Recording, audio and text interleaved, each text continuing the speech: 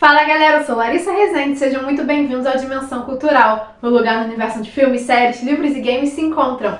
E hoje nós vamos continuar nossa aventura por uma galáxia muito distante, falando sobre Ahsoka. O quinto episódio de Ahsoka finalmente saiu e ele foi simplesmente perfeito.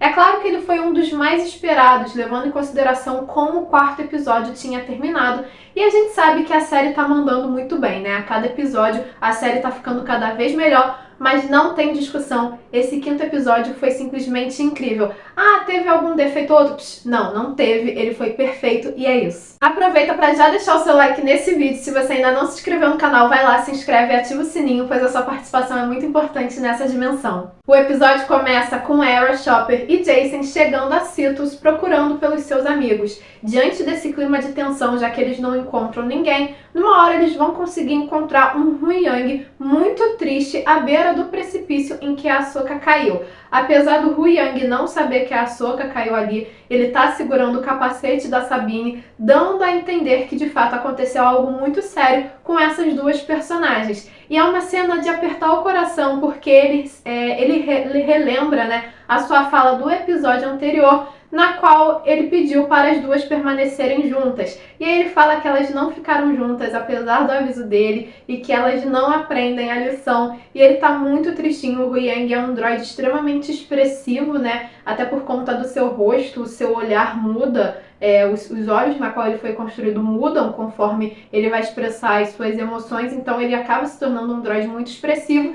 E ele mostra ali que ele de fato tem um coração, né? Apesar de todo esse jeito racional, esse jeito Sheldon Cooper dele, ele é um droide muito emocional quando se trata dos seus amigos e eu fiquei com muita vontade de abraçá-lo nesse momento. Logo em seguida, a série vai para o Mundo Entre Mundos, onde a gente vê que a Ahsoka reencontrou o Anakin Skywalker, né? Foi dessa forma que acabou o episódio anterior. E nesse primeiro momento, a partir das conversas e tal, a gente consegue ver que talvez não seja exatamente o Mundo Entre Mundos, né? Existe uma diferença de cores, de padrão, entre o Mundo Entre Mundos apresentado pela animação e apresentado pelo live action. Pode ter sido apenas uma escolha assim, de designer mesmo, de questão de criativo, mas assim, mesmo assim pode ser que esse Mundo Entre Mundos seja na verdade uma visão causada pela força lá no inconsciente, lá no subconsciente da Ahsoka, justamente para ela passar por esse teste. Afinal de contas, ela caiu do precipício, ela perdeu uma luta, ela tá entre a vida e a morte,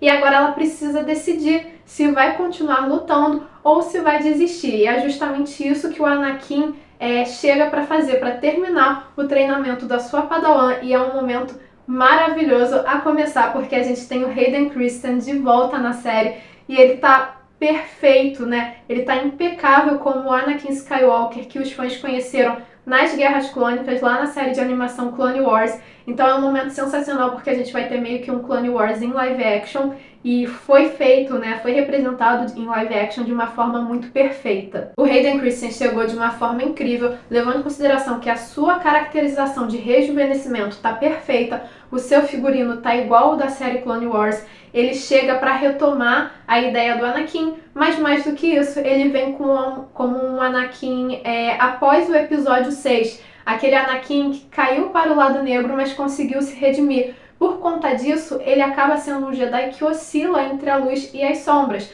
o que remete de novo ao título do episódio, já que o Guerreiro das Sombras é justamente o Anakin. Ele está ali oscilando entre os dois lados da força, como se ele tivesse de fato em um perfeito equilíbrio com a força. Além disso, vale muito ressaltar o quanto Hayden Christensen merece ser valorizado nesse momento, levando em consideração que ele é um bom ator, ele apenas foi mal dirigido na trilogia prequel, e os fãs nessa época criticaram muito ele por ele ser o Darth Vader, por ele não ter a vibe sombria do Vader, até porque ele não era o Vader, ele era o Anakin. Ele precisava, na verdade, conquistar o público e mostrar um carisma que o Anakin Skywalker tinha e como ele foi para o lado sombrio, né? Mas enfim, ele foi muito criticado nessa época e agora ele retorna para a saga, seja aparecendo na série do Obi-Wan ou seja aparecendo em Ahsoka, de uma forma grandiosa. Os fãs estão recebendo ele de braços abertos e ele realmente merece. A gente tem que demonstrar todo esse carinho por ele, porque ele tá grandioso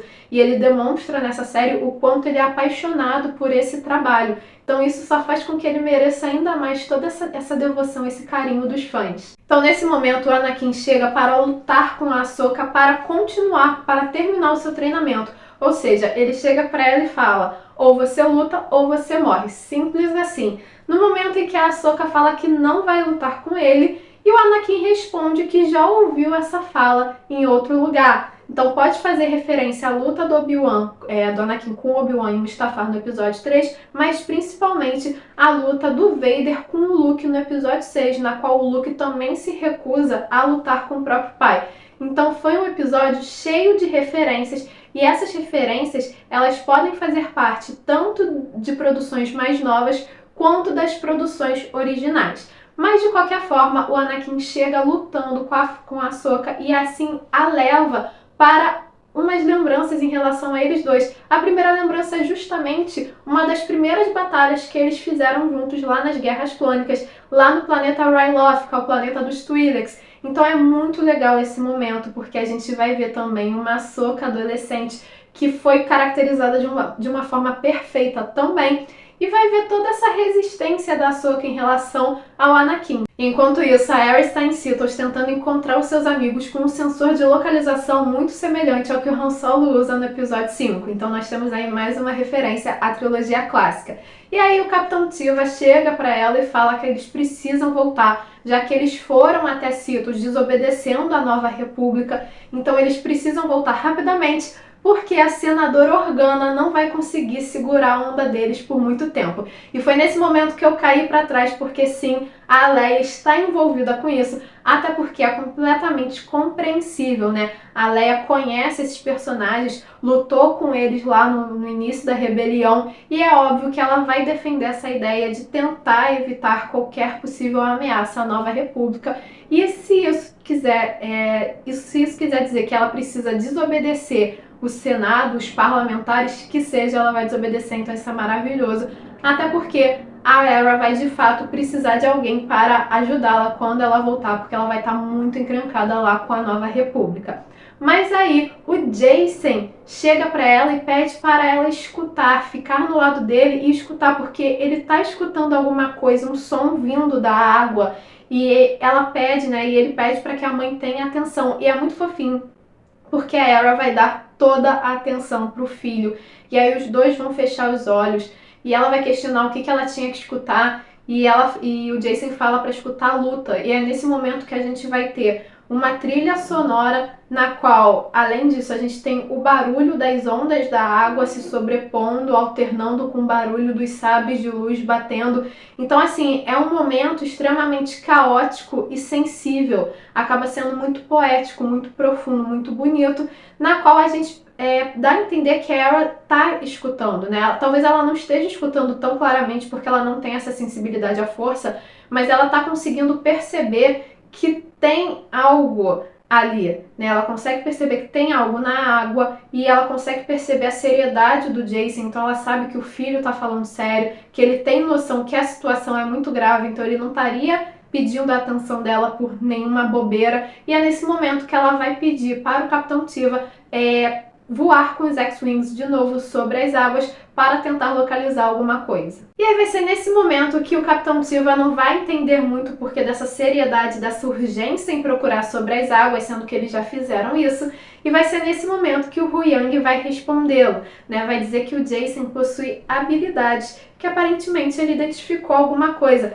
até porque o seu pai, Kanan Jarrus, era um Jedi. E é nesse momento em que o fã de Rebels surta pela milionésima vez nessa série, porque o nome do Kanan é mencionado. É uma menção muito rápida, mas o fã de Star Wars ele fica emocionado por qualquer tipo de referência a alguma produção anterior da saga, então é super compreensível. E é muito bonitinho ver todo o legado do Kanan vivo, apesar dele ser um personagem que não vai poder mais interagir, né? Afinal de contas, ele acabou morrendo lá em Rebels, né? Então acaba sendo muito emocionante ver esse detalhe na série, né? Então é muito legal ver o quanto a série está se preocupando com esses detalhes. Só que aí a gente volta para a visão da força para ver a Ahsoka e o Anakin lutando nas Guerras Clônicas. E lembrando que a Ahsoka, a adolescente, ela está sendo interpretada pela Ariana Greenblatt na qual já interpretou a Gamorra jovem lá na saga dos Vingadores e participou também do filme da Barbie, ou seja, ela tá aí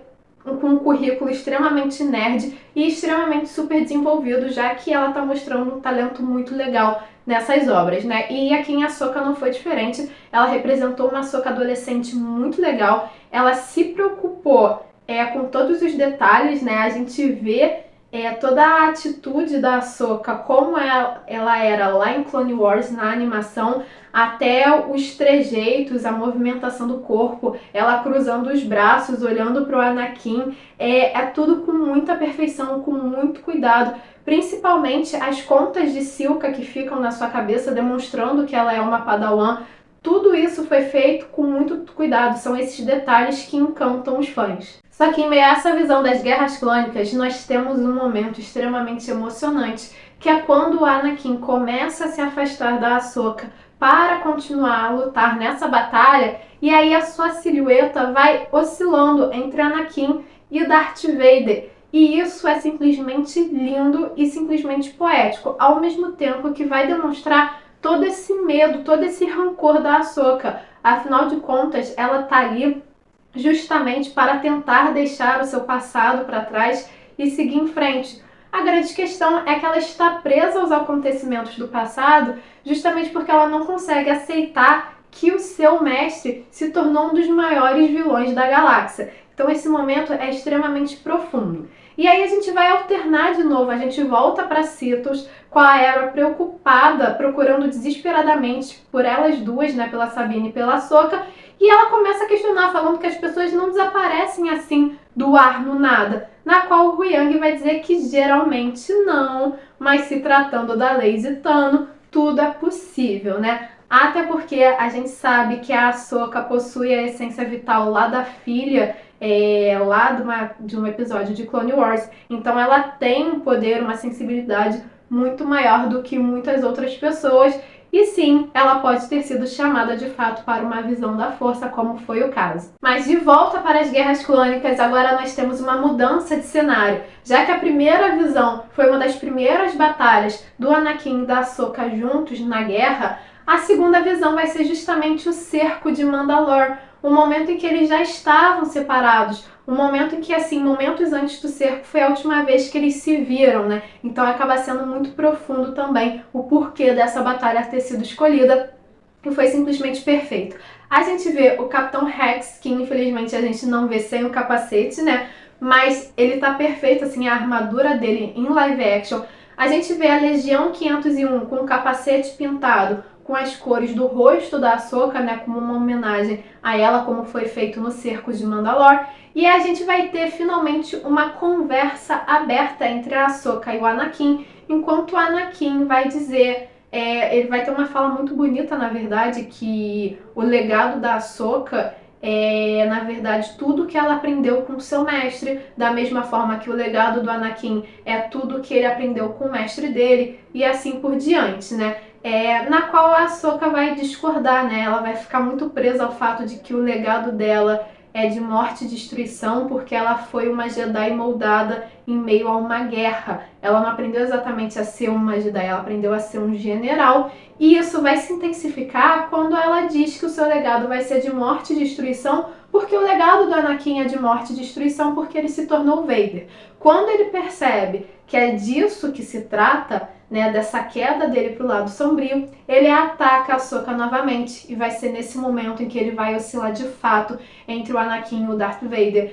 O Anakin vai ficar com os olhos amarelos, ele vai ter uma postura muito mais parecida com o Vader na sua movimentação, ele vai falar de uma forma mais pausada, de uma forma muito mais séria, e vai atacar a Ahsoka com tudo. E vai ser nesse momento que eles retornam ao cenário do Mundo Entre Mundos, a Ahsoka adulta novamente, né? E assim, todas as lutas desse episódio foram sensacionais, foram super bem coreografadas, e foi fantástico, na qual nesse momento a Ahsoka, vendo que não tá lutando com o seu mestre, tá lutando com o Vader, ela vai atacar com tudo também. A gente vê uma luta extremamente bruta, extremamente violenta, E no final a Ahsoka consegue ganhar. Só que no lugar de atacar o Anakin, de dar um golpe final, ela simplesmente desliga o sabre de luz, joga o sabre fora e fala que escolheu sobreviver, que escolheu continuar vivendo. E assim o Anakin fala que pode ser que ela tenha ainda alguma chance, alguma esperança.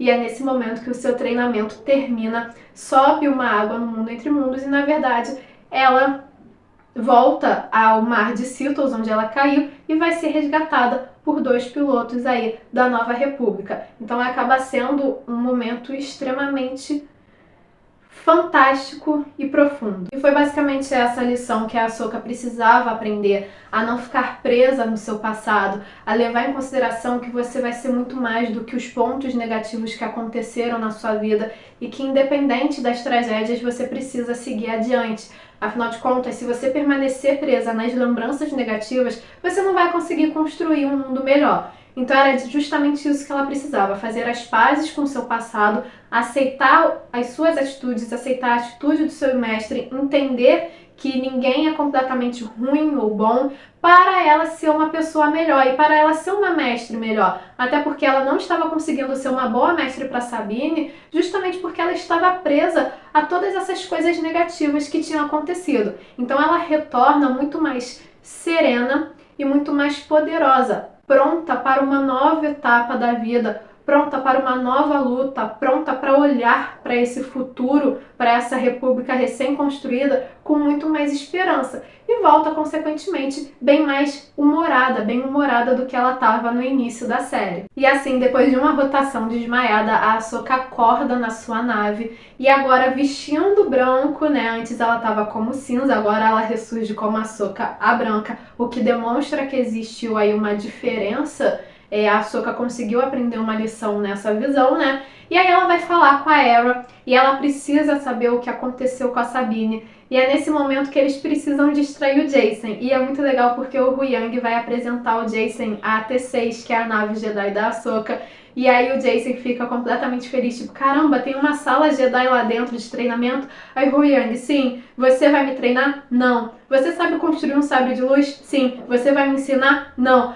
Foi muito fofinho esse diálogo entre o Huyang e o Jacen, né? E aí, depois disso, a Ahsoka vai utilizar toda a sua sensibilidade à força para pegar uma parte, um pedaço do mapa quebrado e ver quais foram os últimos movimentos da Sabine ali em Sithos. E é nesse momento que ela vai perceber que a Sabine entregou o mapa para o Baylan, mas ela não parece irritada. Ela parece triste, um pouco decepcionada com isso, mas ela não está irritada com a Sabine de fato, até porque ela entende que ela vai precisar entender a visão da Sabine, entender o lado dela nessa situação quando reencontrar com ela. E aí ela vai conseguir armar um plano para tentar ir para onde eles foram, já que o mapa está destruído e eles não têm a localização exata. Então vai ser nesse momento em que a Ahsoka, junto com o Huyang, eles vão encontrar, né? Eles vão voar no meio dos Purgils e eles vão encontrar um Purgil enorme, que pode ser a Purgil rainha, sei lá, a mãe de todos. E aí ela vai se comunicar com esse Purgil e é muito legal.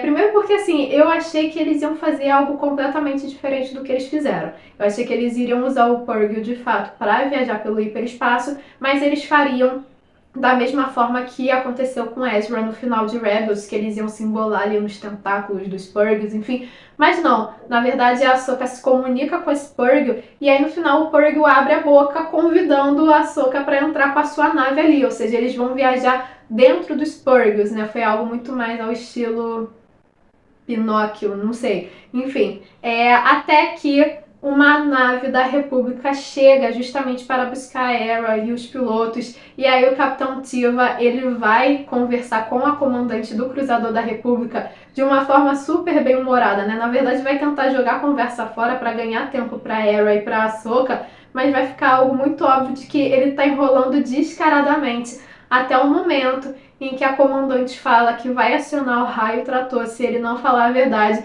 E aí ele fala, tá bom, eu vou falar, mas você não vai acreditar em mim. E assim, depois que o Tiva explica o que aconteceu, a Hera chega para a comandante e fala que ela provavelmente vai querer tirar a sua frota do caminho quando eles veem vários Purgils indo em direção ao espaço.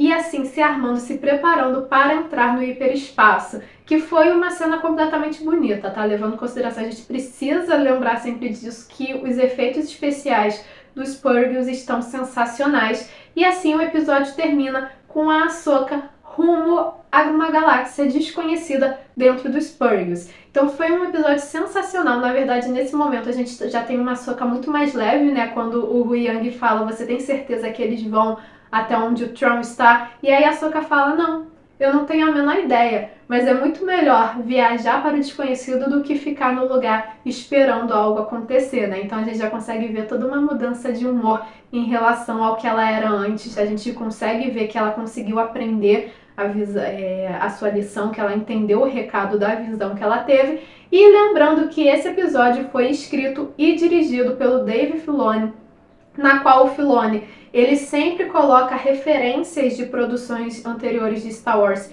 que ele produziu nos seus novos trabalhos, ou seja, é fanservice puro, e foi isso que ele fez nesse episódio, mas foi um fanservice muito controlado, não foi algo extremamente apelativo. Tanto que, assim, essas cenas da Ahsoka com o Anakin, elas se concentraram mais na primeira parte do episódio, não foi o episódio inteiro só de fanservice, só de Clone Wars, muito pelo contrário, foi algo extremamente, assim, controlado e que ele conseguiu transmitir de uma forma muito sensível. Então, levando todo esse cuidado, né, levando em consideração todo esse cuidado com os detalhes que ele teve, a gente pode dizer que, de fato, o aprendiz finalmente se tornou o mestre. E vocês, o que acharam desse 5º episódio de Ahsoka? Curtiram?